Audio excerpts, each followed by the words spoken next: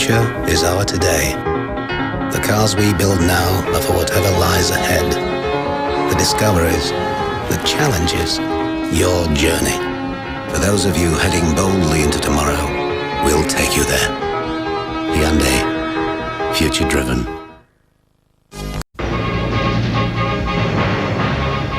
With Frank Warrick, this is National 9 News, Queensland.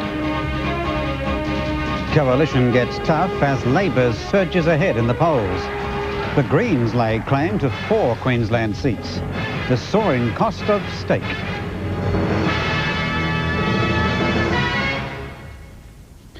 Good evening. With just 2 weeks until Queenslanders go to the polls, the news isn't getting any better for the Coalition.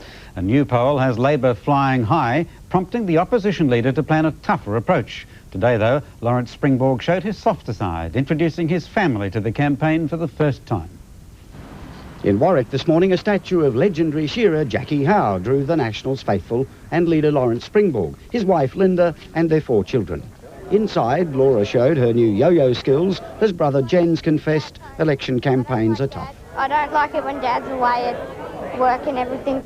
Linda Springborg has shunned the political spotlight, opting to run a family and the farm to back her husband. I would not be able to do this without their support. As the Coalition struggles for voter momentum, Mr Springborg has begun talking tough, pledging to give the police their own helicopter. It would be paid for by speed camera fines, also earmarked for a new road safety fund to eliminate accident black spots. We're going to up the tempo on the government in the last 2 weeks of this campaign. Downtown, and another imposing statue inspired the leader. Thomas Burns was one of 2 past premiers who hailed from Warrick. Well, I hope that we finally do get another premier from the Southern Downs. According to one poll published today, not this time round. Labor's primary vote has risen 4 points in a week, the Coalition's steady and 12 points behind. Still, Mr Springborg maintains he's on track to rebuild and regenerate the Nationals. Could be a short, medium and long-term task. The Premier's still fearful of sympathy votes for the Coalition. We're halfway tomorrow, and a lot can happen in the last 2 weeks. Turning a blind eye to the poll results and clinging to hope, the Coalition is still demanding a series of meetings with heads of departments next week in readiness to take over the reins of government. Spencer Jolly in Warrick for National 9 News. The Premier headed to Wide Bay region today, an area where he admits Labor could have tried harder. He's promising to make it up to the people of Maryborough and Hervey Bay, outlining another health initiative and a 3-year plan to boost employment. It may be a picture-perfect postcard on the state electoral map, though for Labor, Wide Bay's been anything but. Well, I reckon that looks pretty inviting in there. And so that's where Peter Beattie headed today, casting wide to shore up his marginal seat of Hervey Bay. And you go like that. Yep, Good very work. good. Labor's always struggled in the neighbouring, largely working-class town of Maryborough as well. And while the Nationals disendorse their candidate and won't contest the seat, the Premier concedes it'll be tough taking it from the independent. Oh, I think perhaps we could have tried harder. This time they are, releasing a $51 million 3-year regional plan to boost health, education and job creation.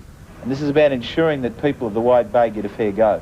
Barely a day goes by this campaign without some sort of health announcement. Today there was another. This time it was dental care. There'll be 18,000 extra free treatments over 3 years and 2 new travelling dental teams to help cut waiting in some places up to a year. I hope that's not an omen for the selection campaign. The bell tolling for me. Lane Kelcutt, National 9 News. The Greens launched their election campaign today, positioning their strengthening party as the third force in Queensland politics. They're also talking up their chances, laying claim to 4 seats in Parliament and preparing to harvest the support of disgruntled Democrat voters. Queensland is the only state not to have a Green MP. Today their pin-up boy, Senator Bob Brown, threw his weight behind their best chance in years. Green issues are an election issue, they say, pointing to Premier Beattie's announcement to ban land clearing as proof. While conceding a Labor victory, they don't want to be seen as a second preference party. You know you're going to get a Beattie government, so inject a little bit of spice into that parliament to get that government more on its toes. Current polling has the Greens at 5% statewide. The Greens are confident enough to speculate that they could win 4 seats in this House, capitalising on the Democrats' woes and voter disenchantment with the major political parties. I think that undoubtedly helps us as minor party at the moment. It means we're the only clear choice as an alternative. The party now sees itself as a legitimate third force in Queensland politics. We're picking up votes from the Liberals, we're picking up votes from the Labor Party. The Democrats have nowhere else to go. The Greens are fielding 72 candidates statewide. Andrew Trewin, National 9 News. And just a day after the federal ALP unveiled its new plan to deal with asylum seekers, the Prime Minister has accused Labor leader Mark Latham of being weak on border protection. Mr Howard says Labor's approach sends a green light to people who try to come to Australia illegally. On his first day back from a summer break, it was straight down to business, the Prime Minister setting his sights squarely on Labor's new approach to border protection. It's a weak policy, that's what it is. The government has seized on Labor's plan to reduce the time illegal arrivals will spend on a temporary protection visa from 3 to 2 years, at which time they'll be given permanent status if the situation in their homeland has not improved. Mr Howard says it sends all the wrong signals. What it does is to make it more attractive for people to come to this country illegally. It won't, and it's a ludicrous proposition for him to argue. Labor argues its new approach is balanced, promising tough new penalties for people smugglers, while showing more compassion for refugees. It gives us a migration system of integrity, treats people fairly and shows zero tolerance to people smugglers. The government is also challenging Labor to explain whether its criticism of the handling of the arrival of a boatload of Turkish Kurds at Melville Island last year means the ALP will stop turning people smugglers away. While the next election may still be months away, the border protection row has again become deeply personal, thrusting it firmly at the centre of the political agenda. Mr Latham is weaker on border protection than either Mr Beasley or Mr Crean. Nigel Blunden, National 9 News. An Australian Navy vessel has seized an illegal fishing boat in treacherous Antarctic waters. HMAS Warramunga intercepted the Maya 5 in poor conditions around the remote Heard and McDonald Islands, more than 4,000 kilometres southwest of Perth. The boat is now being escorted to Fremantle. We could soon be paying a whole lot more at the butcher shop, up to 20% more, in fact, for prime cuts of beef. The price rise is being driven by drought-breaking rains and the mad cow scare in the United States. The flooding rains in Queensland's west and their promise of rejuvenated pastures mean at long last graziers have a choice. Instead of having to sell, now they can hang on to their cattle and watch them grow fat. But that means, for now at least, a growing shortage at market, and as seen at the Dalby sale yards this week, bumper prices. The beef prices at the moment are very, very firm, probably the best I've ever seen. The mad cow scare in the United States is also pushing prices up as Japan turns to Australia to supply its massive appetite for beef. Brisbane butchers already having trouble stocking their stores. We've noticed probably, the last week our supplies have started to get a little bit harder to get. Drought-stricken graziers have been waiting a long time for the good times. It's consumers, though, who will feel the pain. Prices tipped to rise by as much as 20% over coming weeks. I would suggest that, probably we will see an increase in the retail price of quality meat, In recent months, rump steak has already gone up $1.50 a kilo, while ribeye has leapt $4. It's one of those talking points that really could be a barbecue stopper. So when he said, "How much is it?" and when he told me, I said, "Who on earth pays that sort of money?" Phil Wilmington, National 9 News. And in the news ahead, bird flu fears spread to Europe and the discovery of a rare literary treasure. Here with National 9 News, a pair of Gold Coast fishermen had an unexpected catch last night, helping police nab suspected criminals. We come in here for a quiet night, and like next minute, half the police force turns up. The Coomera motor inn had been held up by two men who later asked the unsuspecting fishermen for a lift. Police eventually obliged, giving the pair a ride in a paddy wagon. The 23-year-olds have been denied bail. And a bandit with a cricket bat slung across his back didn't give this attendant a sporting chance when he robbed the Newstead Bottle Mart. Brandishing the bat, he stole a carton of beer and cash from the till. Anyone with information should contact Crime Stoppers. In the United States, a political bombshell has struck at the very heart of arguments for the war against Iraq. David Kay, the man the Bush administration appointed to search for weapons of mass destruction, has quit, saying there are no such weapons, that there haven't been since the 1980s. In the hunt for weapons of mass destruction in Iraq, There was no one more senior, and until recently, David Kay was determined to find them. It's at this point in time, and it's a huge country with a lot to do, that we have not yet found weapons. Kay and his team of 1,000 investigators had total access to every suspected weapons site, every classified weapons document. For some reason, though, he's resigned, and as a parting shot, told a journalist, "I don't think they existed." If that's the case, it could prove embarrassing for George W. Bush. After all, weapons of mass destruction were the principal reason for invading Iraq. We must make sure this madman never has the capacity to hurt us with a nuclear weapon, or to use the stockpiles of anthrax that we know he has, or VX, the biological weapons which he possesses. The White House says it stands behind the president's pre-war claims and will wait for the final official report from Kay's replacement, Charles Dulfer. But recently, Dulfer also expressed serious doubts any weapons would ever be found. Today, he said those were comments he made as an outsider. And now that he's in charge, he doesn't know what the outcome will be. In the United States, Carl Stefanovic, National 9 News. In the race for space, the European Space Agency is now claiming it has found evidence of ice on Mars. Its Mars satellite has captured pictures of frozen water on the red planet, in craters, streaming dust waterfalls and valleys carved out by ancient rivers. And just proves to us that Mars is not a dead place. Things are going on. Meanwhile, NASA has received some signals from its missing Mars rover Spirit, but they fear it is still broken. The deadly bird flu has spread to Thailand, with Europe and Japan banning poultry imported from that country. In an attempt to curb growing panic, the Thai Prime Minister ate a meal. I can eat. Everyone can eat. But don't eat the sick chicken. Australian authorities are preparing contingency plans should the flu reach this country. And Italian Prime Minister Silvio Berlusconi has reportedly had a facelift. The country's in a frenzy, comparing before and after pictures of their fresh-faced leader. He disappeared from view before Christmas and has only just now resurfaced. Berlusconi says he's just been resting. A rare first edition Harry Potter book has been unearthed at the annual Lifeline Bookfest in Brisbane. It'll set you back a couple of grand, but if that's out of your price range, there are many more literary gems going for a song. 2 million pre-loved books up for grabs. In fact, organisers believe it's the biggest used book sale anywhere on the planet. Yeah, mate, we've done a lot of searching on it too. We haven't seen another event like this. We know it's in the Southern Hemisphere and we believe in the world.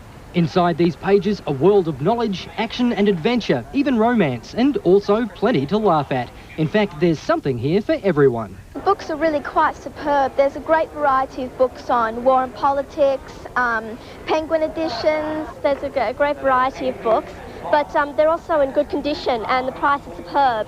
But the pages themselves are also worth something, with the proceeds going to Lifeline's counselling service. And not all these books come cheap. Organisers came upon this rare treasure in a donation bin, a Harry Potter first edition valued at $3,000. Still a bargain at the asking price of $2,000, but the donor possibly more generous than they'd realised. I'd say so, but still they had their value out of the book that they required, and now it goes to a good cause, so we're happy for that as well. In all, Lifeline is looking to raise $1 million from the sale of books to help 60,000 Brisbane people perhaps turn a new page in their lives. Rob Hazel, National 9 News. Sport next with Steve Haddan, and Steve, Reed's run has come to an end. Yes, Frank. Todd Reed out of the Open, but the Scud is still alive. The tennis next. And another ton to a very, very special Lakshman. Well, that's it. That's the century. Come on. Yes, make the move.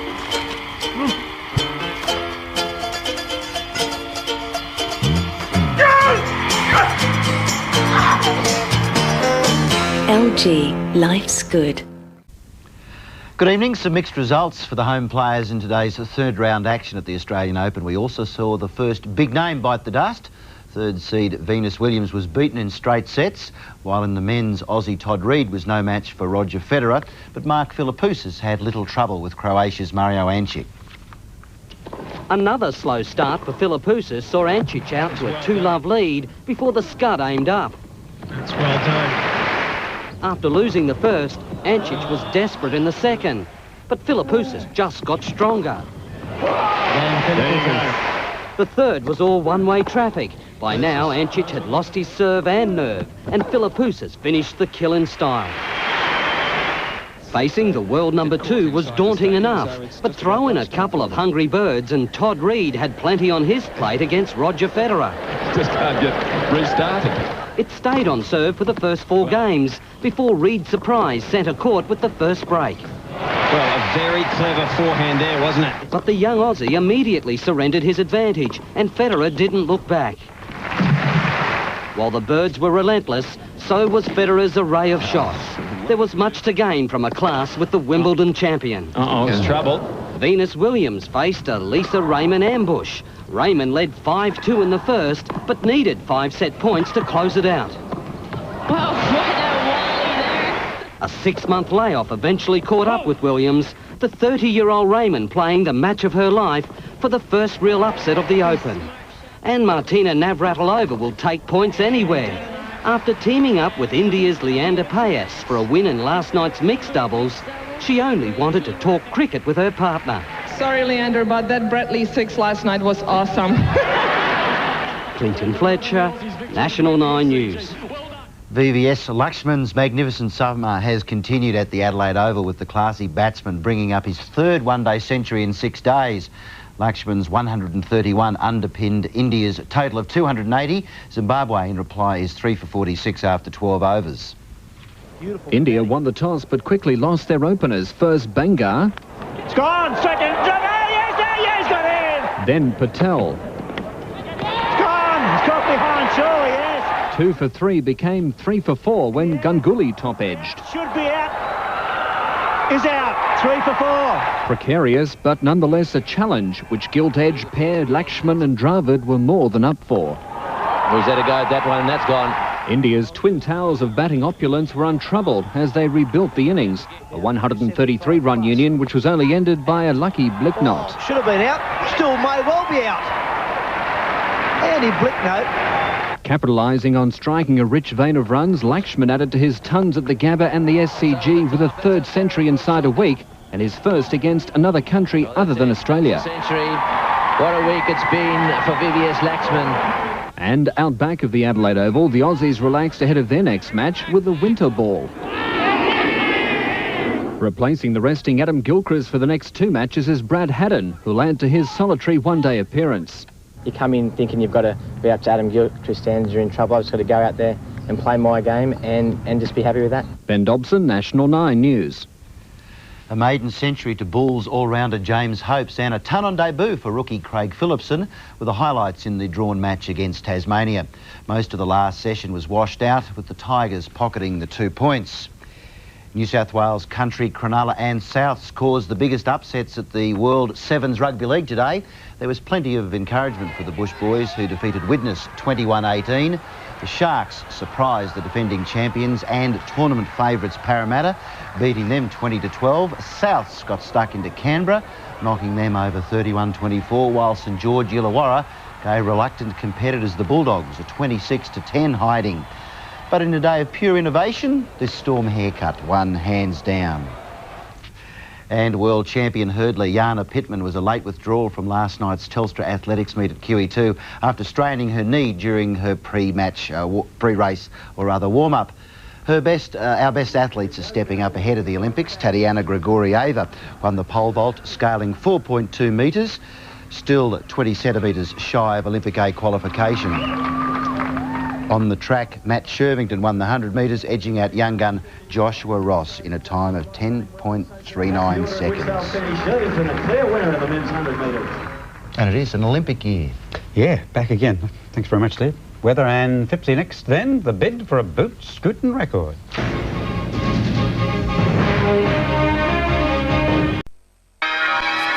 Here's to the green, to the right, to the left, to the full on, the flat out, straight ahead. Here's to the mud, to the nasty stuff, to the path unraveled, the road less travelled.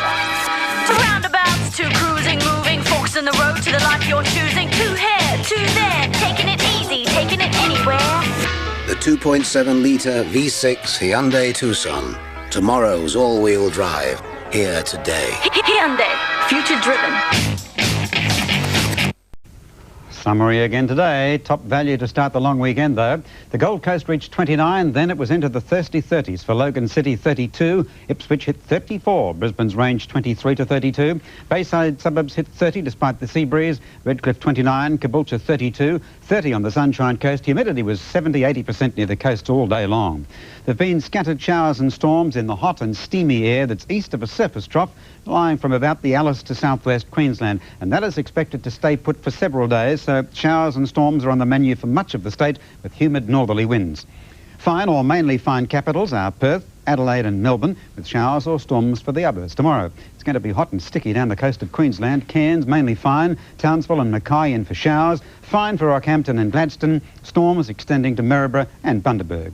We should be ready for showers or a storm overnight, and the same thing again late tomorrow, so it'll stay humid with temperatures almost identical to today's. Brisbane 23 to 32, Bayside 30, Ipswich area 34, Logan and Caboolture 32, Gold Coast 30, Sunshine Coast and the Garden City 31. Then expect more hot, humid days with showers and storms till midweek, showers then right through until next weekend. A check on the beaches in Bay now. Fipsy, the forecast of storms is already coming true down on the Gold Coast.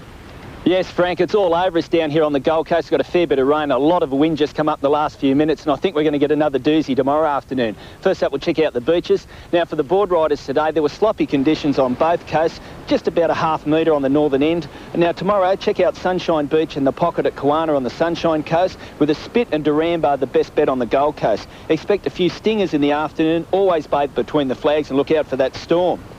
Now, Palm Beach local Ian got onto a nice cobia of around 12 kilos down on the gravel patch this morning on a live yellowtail, and the kids have been nailing good hauls of bream up in the Broadwater also this morning, and one of them was a genuine snodger over the kilo mark. Coastal Sport Fishing Charters put their customers onto a few yellowtail king and a golden trevally on soft plastics, and the Broadwater is red hot at present. Now, the forecast is for northwest to northeast winds 10 to 15 knots, reaching 20 knots in the afternoon with seas to 2 metres, isolated showers and a big late storm. For the bay, northwest to northerly winds at 10 to 15 knots, reaching 20 knots late morning, isolated showers before the late storm. High tide is at 12:06 p.m. with an early low at 5:37 a.m. And Frank, it's bucketing down here. I've actually earned me money today. You better go dive for cover. Thanks, mate. Cheers. OK, Fipsy, catch you later. Well, at the Tamworth Country Music Festival, dedicated country music fans have gone to a whole lot of trouble to try to set a new boot scootin' record to that time-honoured line dancing tune, the Boot Scootin' Boogie. 2,464 people lined up in the town's main streets, unfortunately well short of the world record number of more than 12,000, which was set in Hong Kong. Be a big thigh-slapping and foot-stomping weekend down there. That's it for tonight. Until tomorrow night at 6. Good night.